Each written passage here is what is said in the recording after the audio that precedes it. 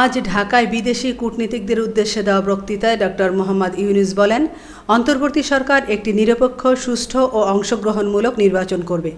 তবে এই নির্বাচন অনুষ্ঠিত হবে নির্বাচন কমিশন, বিচার বিভাগ, বেসামরিক প্রশাসন, নিরাপত্তা সংস্থা ও গণমাধ্যম সহ বিভিন্ন ক্ষেত্রে সংস্কারের পর। ৮ আগস্ট সরকার প্রধানের দায়িত্ব গ্রহণের পর হোটেল ইন্টারকন্টিনেন্টালে আয়োজিত এ অনুষ্ঠানে বিভিন্ন দেশ ও আন্তর্জাতিক সংস্থার কূটনীতিকদের সঙ্গে এসব কথা বলেন তিনি।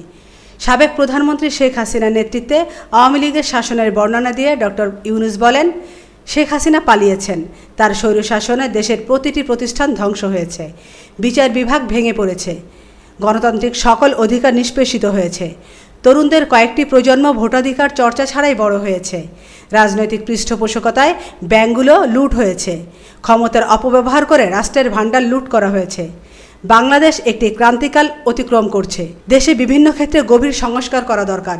এক্ষেত্রে সরকারকে সহযোগিতার জন্য তিনি আন্তর্জাতিক সম্প্রদায়ের প্রতি অনুরোধ জানান। আমেনা ইসলাম, আজকের সংবাদ।